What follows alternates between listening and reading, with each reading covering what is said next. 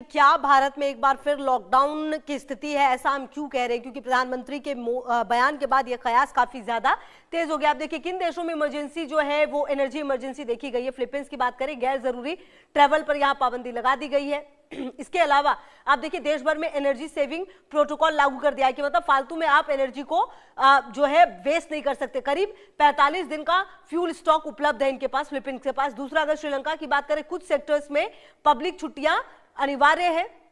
बिजली और ईंधन बचाने की पूरी कोशिश की जा रही है। इसके अलावा पड़ोसी देश श्रीलंका का हाल हम बता रहे हैं। अब बांग्लादेश को देखिए, ऑनलाइन एजुकेशन को बढ़ावा दिया जा रहा है कि आप ऑनलाइन जो है एजुकेशन है उस पर ज्यादा काम करिए। फिक्स टाइम के लिए पावर कट हो रहा है, मतलब इस टाइम पे कट होगा तो होगा।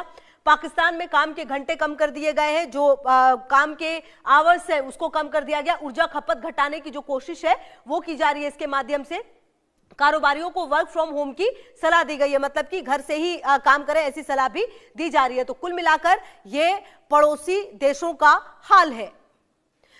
अगर भारत की तैयारी क्या है वो भी अब आपको बता देते हैं। देखिए ये अगर देखिए हॉर्मुज से करीब, अगर आप इसको समझिए कि लॉकडाउन इन भारत में क्या तैयारी है। एलपीजी सिलेंडर्स के लिए जो लंबी लाइनें हैं वो ना लगे, हालांकि इसकी पूरी कोशिश जो है वो की जा रही है। सप्लाई पर असर साफ दिखाई दे रहा है, क्योंकि ये असर जो है वो हमने देखा है कि किस तरह से सप्लाई पर नजर आया है। इसके अलावा इंडस्ट्रियल गैस सप्लाई में कटौती भी की गई है कि पहले जितना दिया जाता था उससे कम अब दिया जा रहा है। कुल मिलाकर वो एक एलपीजी प्रोडक्शन जो है वो बढ़ा दिया गया है। पहले जो प्रोडक्शन था और अब में जमीन आसमान का फर्क आया है। अब 27 से बढ़ाकर 41 देशों से तेल और गैस आयात किया जा रहा है। मतलब पहले सिर्फ 27 से लेते थे, अब कोशिश की जा रही है कि इसको बिल्कुल नॉर्मल किया जाए। सप्लाई के नए विकल्प तैयार किए गए, मतलब अगर हॉर्मुज स्ट्रेट से नहीं आ पाएगा तो फिर भारत के पास और क्या विकल्प है, इसकी जो सबसे बड़ी पड़ताल है वो की जा रही है। 53 लाख मीट्रिक टन से अधिक जो है अतिरिक्त 65 लाख मीट्रिक टन पर काम जारी है कि आखिरकार ये जो कमी है इस मीट्रिक टन की, इसको कैसे पूरा किया जाए। पिछले 11 साल में रिफाइनिंग क्षमता में बड़ा इजाफा हुआ है वैसे तो, और हॉर्मुज रूट से करीब 50% तेल और गैस सप्लाई प्रभावित हुआ है, जैसा कि हमने आपको बताया।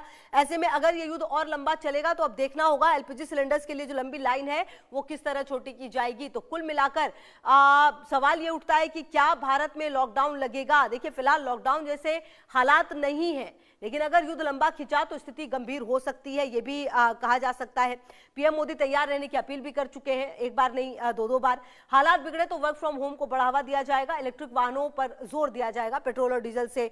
फिलहाल देखिए लॉकडाउन जैसे हालात नहीं है, लेकिन युद्ध अगर लंबा खिंचा तो स्थिति गंभीर हो सकती है, इसमें भी कोई दो मत नहीं है। इसके अलावा पीएम मोदी ने तैयार रहने की अपील की है कि पूरा देश जैसे कोरोना में एक साथ था वैसे ही पूरे भारत को एक साथ आना पड़ेगा, टीम इंडिया को एक साथ आना पड़ेगा। हालात बिगड़े तो वर्क फ्रॉम होम को बढ़ावा दिया जा सकता है, मतलब कि जो काम घर रहते हो सकता है उस काम को वर्क फ्रॉम होम करने की कोशिश की जाएगी। इलेक्ट्रिक वाहनों पर जोर है, पेट्रोल और डीजल बचाने के लिए कोशिश की जाएगी। इसके अलावा सोलर एनर्जी और इंडक्शन चूल्हे को भी जो इस्तेमाल है वो बढ़ावा दिया जाएगा इसे। वैसे आपको बताया इंडक्शन की काफी ज्यादा बिक्री जो है पिछले दिनों देखी भी गई है। कालाबाजारी पर सख्त कार्रवाई ये बहुत ज्यादा जरूरी है। कुछ लोग कालाबाजारी करते हैं और जो देश में क्योस की एक तरह से स्थिति है वो कोशिश करते हैं बढ़ाने की, तो वो ना हो उसकी पूरी कोशिश जो है वो की जाएगी। फिलहाल तो सवाल ये उठने लगा है कि क्या भारत में लॉकडाउन लगेगा, क्योंकि पीएम मोदी ने जिस तरीके से कहा लोकसभा और राज्यसभा में कि हालात बहुत ज्यादा खराब हैं और अगर यही स्थिति रही तो हमें तैयार रहना होगा, हमें मिलकर लड़ना होगा, ये तमाम बातें कही गई हैं। तो अब देखना यह है कि आने वाले समय में इसका क्या असर देखना होगा।